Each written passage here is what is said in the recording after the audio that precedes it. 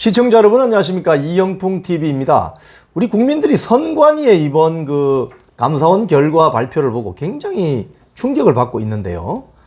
그런데 이제 속보로 나오는 이야기를 이렇게 들어보면 감사원 감사 과정에 이 증거를 조직적으로 증거 인멸, 이거 아주 고약한 겁니다. 사실은 이 범죄라는 것이 의도를 가지고 반복적으로 하게 되면은 이게 더 문제가 심각해지죠. 그런데 그 감사 과정에서 이 감사를 좀 회피하기 위해서 어떤 조직적으로 증거를 인멸했거나 이런 것들이 정황이 발견이 되었다는데요. 그 내용을 살펴보면 굉장히 좀 충격을 받지 않을 수 없습니다. 웬만한 거 우리 대한민국 국민들이 충격 잘 안 받으시는데, 이번 선관위의 어떤 이 감사를 회피하기 위한 조직적인 어떤 저항 또는 조직적인 증거인멸, 이게 굉장히 좀 문제가 되고 있고 여론의 지탄을 지금 받고 있어요.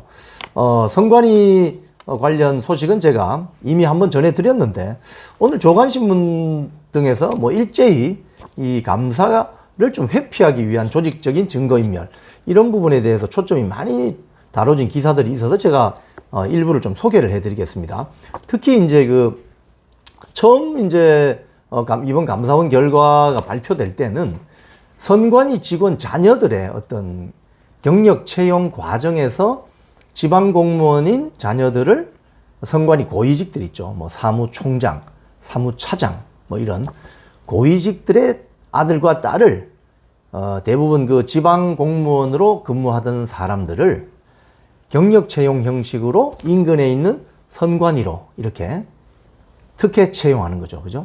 아빠 찬스로 특혜 했던 그런 어떤 범죄 혐의, 의혹, 이런 것들이 이제 검찰의 수사 의뢰가 되었다면, 이번에는 이 과정에서 또 어떤 조직적인 증거인멸, 특히 선관위 직원 내부 인사들의 승진 과정에서 어떤 자료들이 인멸되거나 이런 것들이 많이 드러났다는 거예요. 그 내용을 좀 보면요.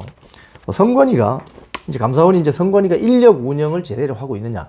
우리나라의 모든 공공기관은 TO가 있잖아요. TO. 그리고 직급별로 몇 명을 배치해야 된다, 이런 어떤 일종의 인력 운영 지침이 있죠. 그걸 제대로 하고 있느냐. 그래서 여기 승진 심사를 어떻게 하느냐. 승진 심사 자료를 봤다는 거예요. 봤더니 점수 산정이 잘못되어서 애초 승진을 할 수 없는 사람들조차도 승진한 사례가 있다는 거예요. 이게 무슨 말입니까? 승진 자격이 되려면, 제가 근무했던 KBS도 가령 처음에 공채 시험을 쳐서 들어오면 4직급으로 들어오죠. 그럼 4직급이 3직급이 되기 위해서는 기본 5년이라는 기간을 채워야 됩니다. 그리고 5년이 지나면 그때부터 이제 평정을 받아서 S, A, B, C 이렇게 받아서, S는 상위 10% 예를 들자면, 그래서 4직급에서 3직급으로 빨리 갈 수 있죠. 그런데 S, A, B, C 등급 받으면은 이게 한 5년이 걸릴 수도 있고 이렇습니다. 그래서 그런 어떤 승진 소요, 연수 이런 것들이 기본적으로 있거든요. 그런데 승진 대상이 될 수 없는 사람이 승진했대요. 이게 참, 뭐라고 제가 말을 못 드리겠네요. 자, 그리고 이제 이런 것들이 곳곳에 있으니까 감사원 감사가 들어오니까 자료를 은폐하는, 조직적으로 은폐하는 어떤 그런 게 요번에 대규모로 이제 꼬투리가 잡혔다는 거예요. 자, 대표적으로 감사원이 선관위 직원들의 업무용 PC 있잖아요. 업무용 PC를 포렌식을 해봤대요. 다 뒤져본 거죠. 뒤져보니까 2022년 2년 전이잖아요. 2022년에 감사원 감사가 있었는데, 이 감사에 대비해서 5급 승진 심사 자료를 숨기는 방안을 내용을 담은 내부 보고서가 발견됐대요. 이거 충격 아닙니까?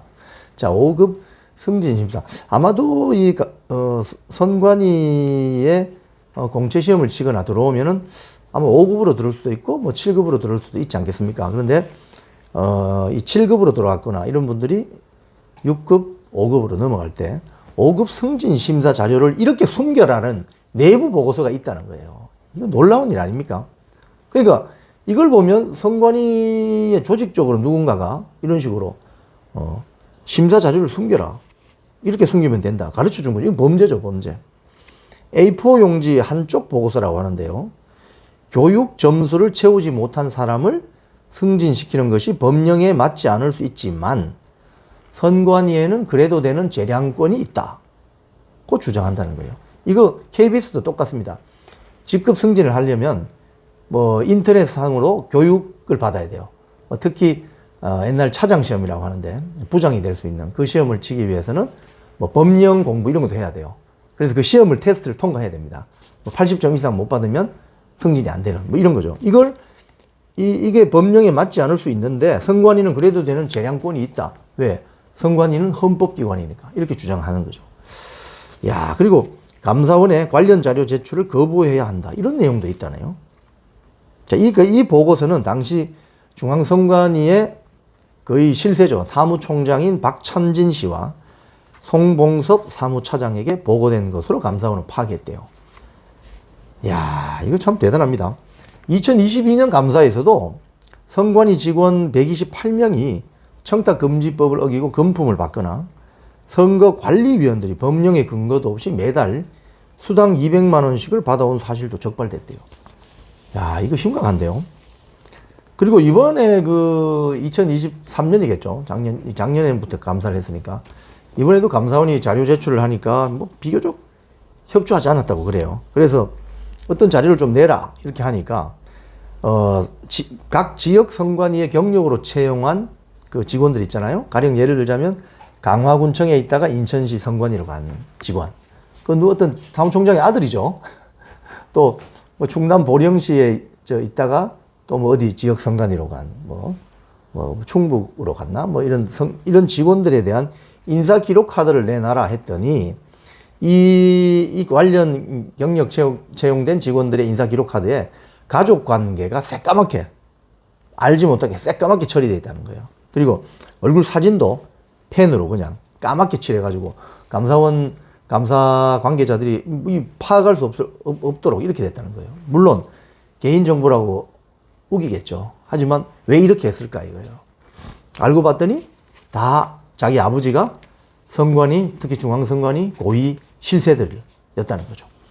자, 이거 참 또 뭐 퇴임한 김세환 전 사무총장 퇴임하면서 2022년 3월 퇴임하면서 자신의 노트북, 휴대폰 지급받아서 사용했는데 선관위에서 반납하지 않고 나갔다는 거예요. 그래서 이 무단 반출한 이 김세환 사무총장의 휴대폰 노트북을 확인해 봤더니 모든 데이터가 삭제되어 있더라.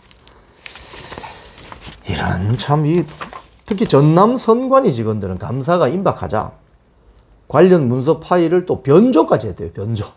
기존에 있던 걸 지우거나 뭐 삭제하거나 어디 숨기는 게 아니고 아예 뭐 통째로 그냥 갈아 끼우는 변조까지 했다는 거예요. 외부 면접위원들에게 이거 제가 며칠 전에 말씀드린 거죠. 이 평정표에 점수 표기하는 거는 비워둔 평가표를 받아라. 이런 특혜 채용을 위한 요령. 이거 조직 범죄죠. 이렇게 되면은. 이런 문서 파일을 그냥 아예 바꿨다는 거예요. 내용을. 야, 근데 감사원이 이제 뭐 관련자들 전부 이 업무용 PC들을 다 포렌식 해보니까 어느 한 곳에는 그게 남아있을 거 아닙니까? 이 범죄라는 게 그래 조직적으로 이루어질 경우 어디 한 군데는 꼬투리가 잡히게 돼 있습니다. 그래서 발견했다는 거예요. 아, 서울시 선관위도 뭐 하나 있네요. 이 서울 선관위 직원도 감사를 앞두고 관련 문서를 아예 갈아버렸어요. 파쇄했다가 적발됐습니다. 자, 이번 감사원의 이 선관위 감사 결과 발표는 국민들에게 많은 충격을 주고 있습니다. 헌법기관이라고 해서 우리 아빠 찬스를 이용한 자녀 특혜 채용 안 됩니다. 이건 있을 수 없는 일이죠.